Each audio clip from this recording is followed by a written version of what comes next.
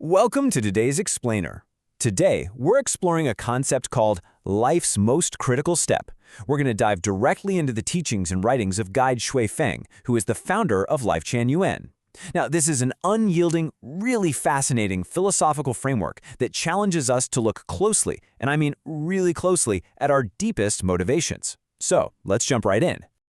Okay, let's dive into this with a massive question. What kind of person would you like to become? Now, according to Guide Zufeng, this isn't just some casual career counselor prompt. No, this is literally the single most critical question you will ever face in your existence. He argues that if you fail to answer this correctly, your entire life is effectively reduced to a tragedy. It's a stark, uncompromising warning, right? But he doesn't just leave it as this vague philosophical riddle. He actually builds a whole mechanical system around why this matters so much. So, Shuifeng asserts that there's a strict, undeniable cause-and-effect relationship between your internal mindset and your ultimate reality. Basically, your current lived reality is the direct result of your past consciousness. If you hold the consciousness of a Buddha, you attain Buddhahood. If you carry the consciousness of a saint, well, you become a saint.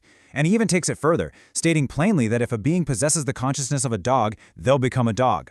The point is, whether you end up a celestial being, a sage, or just a mere mortal, it rests entirely on the conscious seeds you are planting right now in your mind. And this brilliantly illustrates his view of the human condition.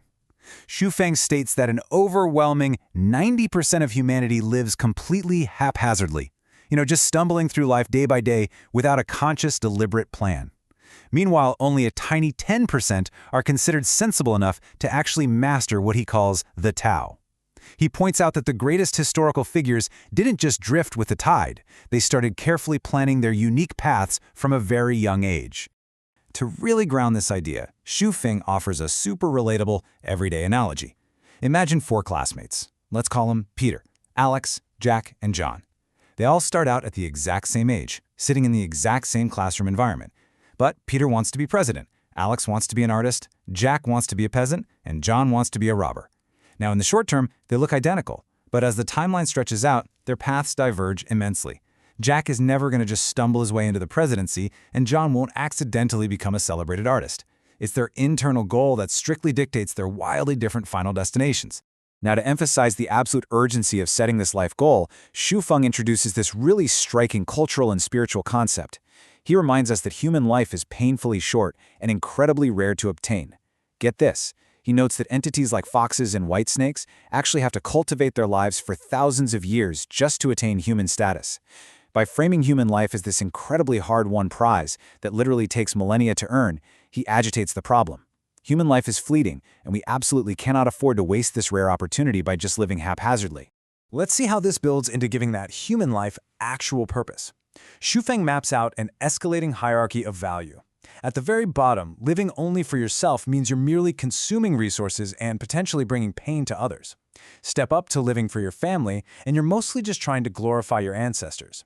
Step up again to serving only your specific nation, political party, or religion, and Shuifeng argues you actually create chaos, hatred, and wars with outsiders.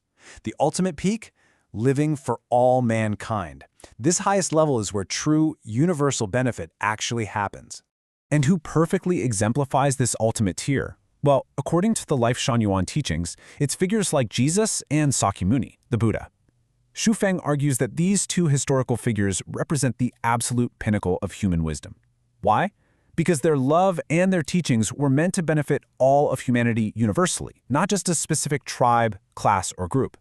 He challenges the reader directly, asking if anyone in the history of mankind has ever been greater than these two in terms of pure universal impact. This brings us to a really foundational concept in Shuifeng's philosophy, the Great Way.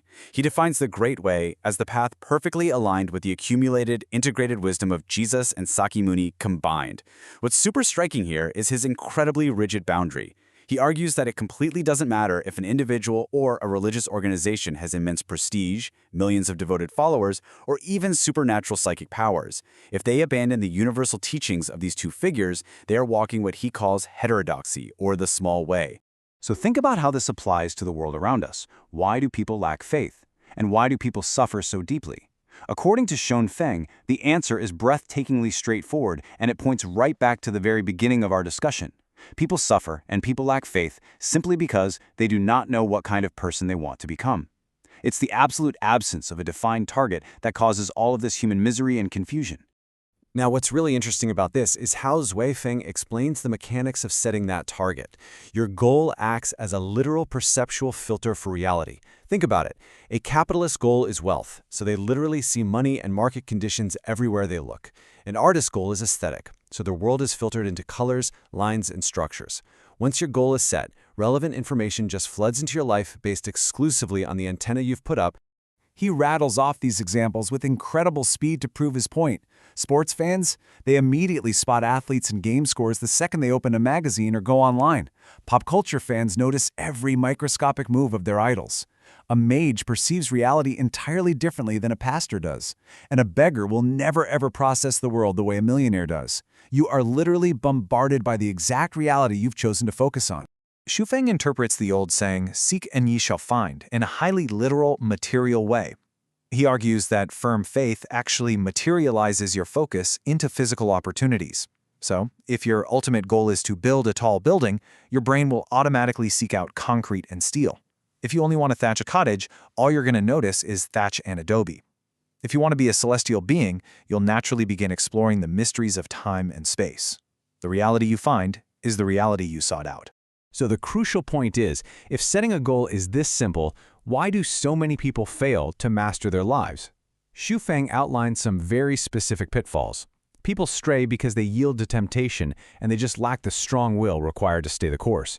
Interestingly, he's extremely blunt about human psychology here. He observes that people who constantly suspect others or are perpetually terrified of being cheated are almost always harboring evil intentions or are worthless cheaters themselves. Paranoia, in his view, completely blocks you from the great way. Which brings us right back to where we started. What kind of person would you like to become? Xu Feng's philosophy demands a concrete answer. In his worldview, you can't just passively consume life.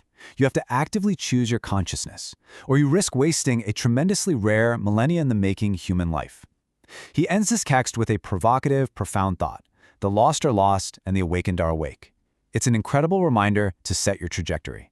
Thank you for joining me for this explainer today, and I really hope it leaves you with a powerful question to reflect on.